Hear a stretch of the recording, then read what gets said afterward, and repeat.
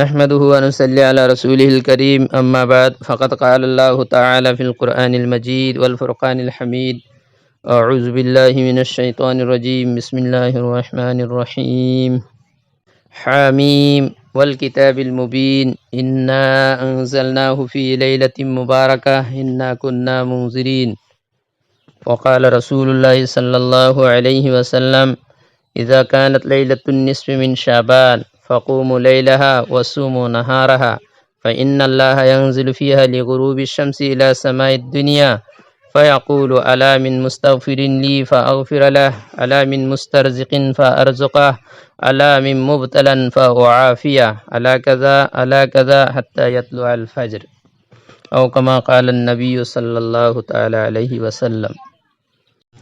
محترم حضرات، شریعت اسلامیہ نے جن متبرک راتوں میں جاگنے اور عبادت کے ذریعے سے ان راتوں کو زندہ کرنے کی تعلیم دی ہے، ان راتوں میں ایک رات شعبان کی 15ویں تاریخ کی رات بھی ہے جسے شب برات کہا جاتا ہے۔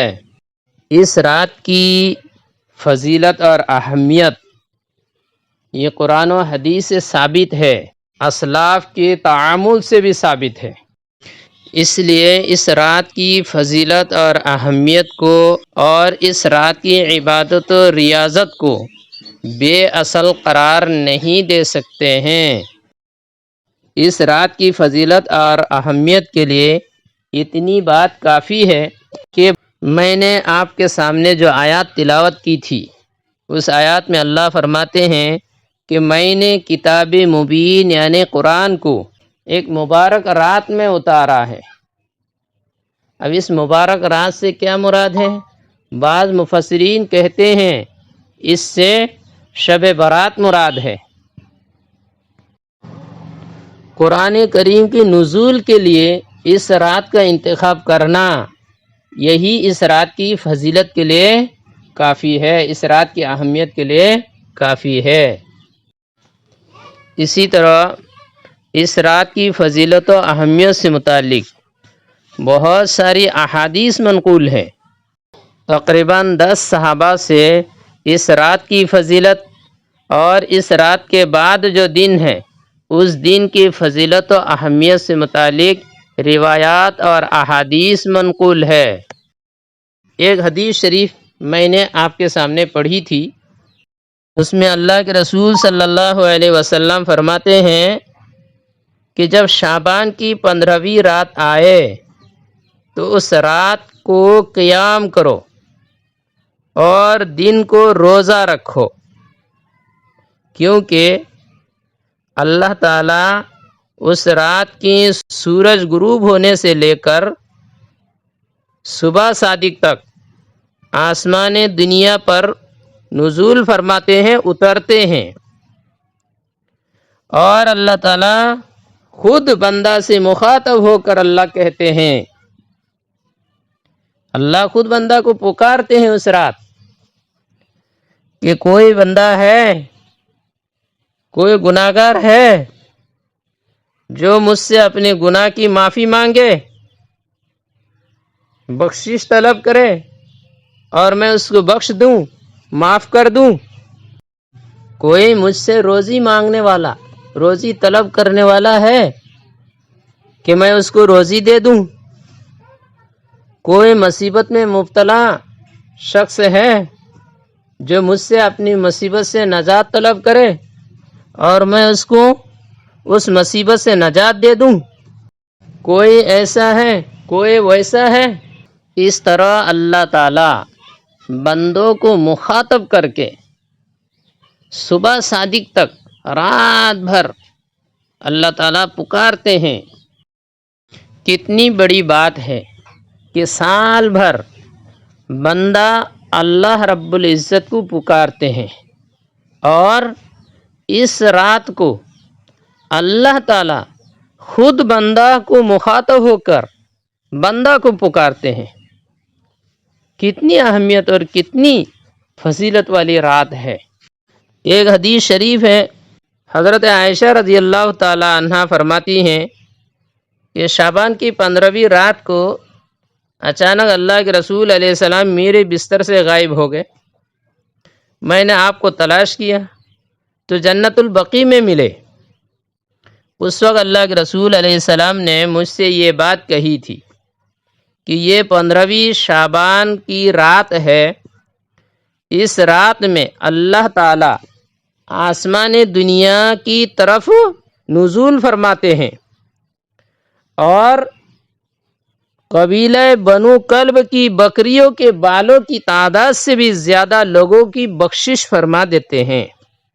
اسی طرح ایک روایت میں یہ ہے کہ اس رات کو اللہ تعالیٰ 7 آدمی کے علاوہ تمام لوگوں کی مغفرت فرما دیتے ہیں۔ ایک دوسری حدیث میں ہے کہ اس رات میں اس سال پیدا ہونے والے ہر بچے کا نام لکھ دیا جاتا ہے۔ اس رات میں اس سال مرنے والے ہر آدمی کا نام لکھ لیا جاتا ہے۔ اس رات میں تمہارے اعمال اٹھائے جاتے ہیں اور تمہارا رزق اتارا جاتا ہے۔ اور یہ باتیں قرآن کریم کے اندر بھی موجود ہے۔ قرآن میں ہے یفرق فیہ کل امر حکیم، کہ اس رات میں ہر اہم معاملہ کا فیصلہ کیا جاتا ہے۔ اس طرح اس رات کی اہمیت اور فضیلت ثابت ہے، اس کا انکار کوئی نہیں کر سکتے ہیں۔ اس لیے اکابرین سے، صحابہ سے، تابعین سے، تبع تابعین سے، ائمہ مجتہدین سے، سب سے اس رات کو عبادت کرنا ثابت ہے۔ اس کے بعد والے دن میں روزہ رکھنا ثابت ہے۔ اس لیے اس رات میں عبادت کرنے کا اہتمام کرنا چاہیے، نوافل کا اہتمام کرنا چاہیے، ذکر و تلاوت کا اہتمام کرنا چاہیے، اس رات کو جاگنا چاہیے۔ لیکن یہ سب نفل درجے کے ہیں، قیام کرنا نفل درجے کا ہے، کوئی فرض واجب درجے کا نہیں ہے۔ اور نفل ایک ایسی عبادت ہے جس میں تنہائی مطلوب ہے، یہ خلوت کی عبادت ہے، اس کے ذریعے انسان اللہ کا قرب حاصل کرتا ہے۔ لہذا نوافل وغیرہ تنہائی میں اپنے گھر میں ادا کر کے اس موقع کو غنیمت جانے، نوافل کی جماعت اور مخصوص طریقہ اپنانا درست نہیں ہے۔ اس لیے اس رات میں کوئی خاص نماز وغیرہ کچھ نہیں ہے، یہ نماز کی رات ہے، یہ غلط بات ہے۔ یہ فضیلت والی رات اجتماعیت کے ساتھ شور شغف کرنا، میلے کرنا، حلوہ وغیرہ پکانا، روٹی وغیرہ بنوانا، بچے وغیرہ کو لے کر شور شغف کرنا، چندے وغیرہ میں گزار دینا، یہ نہایت محرومی اور بدبختی کی بات ہوگی۔ یہ سب کرنے کے بجائے تنہائی میں رہ کر اللہ کے ساتھ تعلقات استوار کر کے ان قیمتی لمحات سے فائدہ اٹھانا چاہیے۔ رات میں کرنے کی ایک بات تو یہ ہو گئی ہے۔ دوسری ایک بات اس رات میں کرنے کی جو ہے وہ یہ ہے کہ قبرستان میں جانا، وہ بھی ثابت ہے۔ قبرستان میں جانا، اپنی میتوں کے لیے اثر ثواب وغیرہ کرنا، یہ سب مطلقاً منع نہیں ہے، ثابت ہے۔ لیکن یہاں بھی اہتمام کرنا، اس کو ضروری سمجھنا، اجتماعیت کے ساتھ اس کو انجام دینا، یہ ساری چیزیں بھی ثابت نہیں ہیں۔ قبرستان میں جانا یہ تو اللہ کے رسول علیہ السلام سے پوری زندگی میں صرف ایک مرتبہ جانا ثابت ہے۔ لہذا اگر کوئی آدمی زندگی میں ایک آدھ بار چلا جاتا ہے، اس کو باعث اجر سمجھتا ہے، تو امید ہے کہ ان کو اجر و ثواب ملے گا۔ لیکن اس کو ضروری سمجھنا اور شب برات کے جو فضائل وغیرہ ہیں ان سب کو حاصل کرنے کے لیے اس کو ضروری قرار دینا، یہ غلط بات ہوگی۔ اگر ایسا اہتمام اور ضروری سمجھا جانے لگے تو پھر یہ بدعت کے اندر داخل ہو جائے گی۔ یہ 2-4 باتیں تو ہو گئی ہیں رات سے متعلق۔ اس رات کے بعد جو اگلا دن ہے، جو 15ویں شعبان کا دن ہے، اس دن کو روزہ رکھنا یہ بھی مستحب ہے۔ حدیث شریف میں اس دن کے روزہ رکھنے کا حکم موجود ہے، جیسے کہ میں نے شروع میں حدیث پڑھی تھی قوموا لیلہا وصوموا نہارہا۔ اسی طرح ایام بیس میں روزہ رکھنا یہ بھی ثابت ہے۔ 15 شعبان جو ہے یہ ایام بیس میں داخل ہے اور ایام بیس کی روزہ رکھنا ثابت ہے، اس کے حکم بھی ہے اور اللہ کے رسول علیہ السلام رکھتے بھی تھے۔ اسی کے ساتھ ساتھ شعبان مہینے میں کثرت سے روزہ رکھنا آپ علیہ السلام سے ثابت ہے۔